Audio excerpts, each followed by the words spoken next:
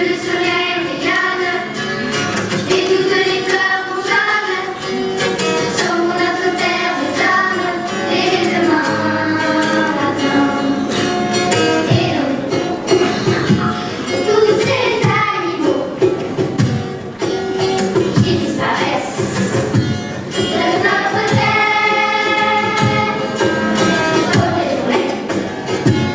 Les soldats d'une place, les respects, toutes les Bravo. Donc Judith, après tous ces échanges, toutes ces idées, on revient à la question très essentielle du rôle premier de l'éducation. Et selon vous, à quoi sert l'école? En fait, la question donc, posée par ce film, c'est la question du rôle de l'école au XXIe siècle. Mais derrière cette question, il y en a une autre, qui est encore bien plus large, et qui est la question de savoir ce que ça veut dire d'être un citoyen au XXIe siècle. On a pris l'habitude de penser qu'être un citoyen, ça voulait dire respecter la loi à peu près, et puis aller voter une fois tous les 5 ans. Mais on voit bien que ça ne fonctionne pas. Et pour fabriquer des vrais citoyens, une nouvelle génération de vrais citoyens, on ne va pas pouvoir, à mon avis, se contenter d'une heure par semaine d'éducation morale et civique ou d'une semaine par an de lutte contre le racisme et l'antisémitisme. C'est très bien, mais je pense que ça ne suffit pas. Et dans toutes les écoles du film, en fait, la citoyenneté, c'est la colonne vertébrale du projet pédagogique. C'est-à-dire que c'est absolument tout le temps. Parce que pour se sentir libre dans une classe, il faut pouvoir se déplacer, il faut pouvoir s'exprimer, il faut pouvoir se tromper, il faut pouvoir prendre des décisions, il faut pouvoir proposer des choses aussi. Pour se sentir l'égal de l'autre, il faut savoir qu'on a soi-même de la valeur. Donc il faut avoir développé de l'estime pour soi-même. Et la fraternité, c'est pas un concept, c'est quelque chose qui s'éprouve et c'est quelque chose qu'on comprend dans la vie le jour où on est en difficulté, où quelqu'un nous vient en aide ou inversement. Donc, à mon avis, le rôle de l'école, c'est en grande partie de faire ça. Et évidemment, d'apprendre à lire, à écrire, à raconter. Il n'est pas question de dire que c'est l'un ou l'autre. Évidemment. Et selon vous, professeur François Tadei, fondamentalement, à quoi l'éducation doit-elle servir? Avez-vous la même approche? Ah oui, je pense qu'on est très en phase avec ce qui se passe, pas complètement par hasard non plus, mais je pense que pour rajouter des dimensions, on est dans un monde en accélération permanente. Et je dirais, plus les machines progressent, plus l'humain doit progresser et développer son humanité. Parce que c'est ça notre spécificité. Si on est juste capable de faire des choses que des machines savent faire, on sera remplacé tôt ou tard par une machine. Or, on a quand même conçu une bonne partie de la société avec des individus qui sont des rouages un peu interchangeables, et on ne développe pas complètement les capacités de chacun, en particulier cette capacité d'empathie et de capacité à coopérer, à faire des choses ensemble qu'on ne saurait pas faire seul. Donc ça, je pense que c'est aussi une des vraies leçons du film, c'est de voir que d'abord, fondamentalement, les enfants aiment ce genre de choses, ils sont fondamentalement heureux, c'est même un des points essentiels, et que cette bienveillance et exigence ne s'opposent pas du tout. Il y a des gens qui les opposent. Au contraire, on va beaucoup plus loin, parce que quand on sent cette bienveillance, on peut se remettre en question, et donc on peut progresser beaucoup plus, parce qu'on va être beaucoup plus vrai, individuellement et collectivement. Et ça, je pense que c'est aussi une des leçons importantes du film, c'est cette capacité à faire des choses ensemble et à admettre ses erreurs et à avancer grâce à ça. Alors que si on a une vision très hiérarchique, très autoritaire, évidemment on ne va pas avouer ses erreurs, alors que là elles sont encouragées. Et honnêtement, il n'y a pas d'innovation sans erreur. Einstein l'a dit, plein de gens ont dit dans l'évolution, il n'y aurait pas d'évolution biologique s'il n'y avait pas d'erreur au niveau génétique. Donc c'est un des moteurs essentiels, c'est l'erreur, mais il faut être capable d'accepter cette erreur et être capable de progresser grâce à cette erreur, et pas voir l'erreur comme une source de difficulté. Bien, on voit un changement culturel aussi à apporter vis-à-vis du traitement de l'erreur. Et donc la question que je vais vous poser, le numérique dans tout cela, vous en parlez un petit peu au début, mais quel selon vous le rôle que vous pouvez lui donner, Judith peut-être? Non, je pense que le numérique est un outil, et donc vous l'avez dit d'ailleurs dans votre introduction, la question c'est un outil pourquoi faire et avec quelle vision. Pour moi, le numérique, il est utile s'il sert l'humain. On n'en parle pas spécialement dans le film parce qu'en fait, je me suis basée sur ce que j'avais tourné et qu'il n'y avait pas tellement d'images en fait où on voyait des outils numériques. Aussi parce que je pense qu'il est sous-jacent, je veux dire, pour les professeurs du film, c'est clairement ça. Le numérique vient servir tout ce qu'ils expliquent dans le film. Après, je veux dire, la question, on ne peut pas, de toute façon, se poser la question de numérique, pas numérique. Les enfants, les adolescents se servent du numérique absolument tous les jours. À mon avis, l'énorme enjeu, et j'ai pas pu en parler dans le film, il faudra un film entier pour faire ça. Moi, je suis médiatrice, je fais de la médiation contre les préjugés au collège et au lycée. Et je vois des trucs vraiment terrifiants. C'est-à-dire que je vois des triangles Illuminati à côté du mot juif. Je veux dire, il y a un vrai problème d'éducation aux médias, à mon avis, et il y a un très gros enjeu aujourd'hui dans le numérique qui est d'apprendre aux élèves à se servir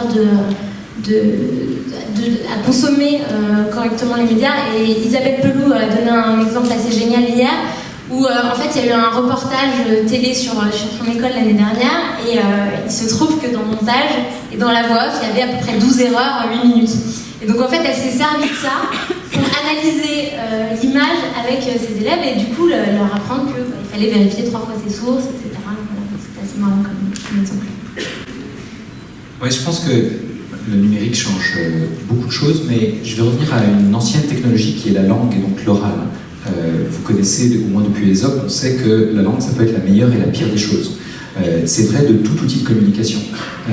Et donc, le numérique peut charrier des monceaux de bêtises tels que ceux que tu évoques, et il peut évidemment apporter aussi les meilleures des choses. Et donc, fondamentalement, sans esprit critique, on peut être bombardé de virus ou au contraire recevoir des choses intéressantes, et on a vraiment besoin de savoir faire la différence entre les deux, et donc ça se cultive, et c'est lié avec une capacité à questionner, à repérer ses erreurs à soi mais aussi celles des autres, et à déconstruire tout un tas de messages. Tu donnes un exemple, il y en a mille autres. Il y a des enseignants qui accompagnent les enfants face à la théorie du complot, en leur faisant comprendre les invariants qu'il peut y avoir dans ce genre de choses pour qu'ils les repèrent plus facilement, voire en les invitant à en construire eux-mêmes, parce qu'à ce moment-là, ils ont vraiment compris la logique sous-jacente. Donc il y a tout un tas de dispositifs qui peuvent être utilisés. Le numérique, pour moi, a un avantage essentiel supplémentaire, c'est la capacité de partage. Et dans des logiques open source de co-construction. Il y a, par exemple, il y a des classes qui sont des tweet classes, donc qui utilisent Twitter en classe, et tout d'un coup, lire et écrire, c'est pas juste pour faire plaisir à la classe, c'est pour communiquer avec le reste du monde. Et donc ça devient très intéressant, donc c'est très motivant, et tout d'un coup, ça devient quelque chose de tout à fait naturel. Il y a une autre classe qui fait des choses intéressantes. Je suis pas sûr de me souvenir de son nom sur Twitter, mais c'est quelque chose du genre mini-flip ou quelque chose comme ça. Et ce qu'ils font, c'est que les élèves collaborent en classe déjà, et donc certains font des erreurs, d'autres moins. Ils travaillent ensemble pour corriger les erreurs, mais ensuite elle leur dit « vous êtes tous des experts ». Il y en a qui sont experts en solution, d'autres qui sont experts en erreur.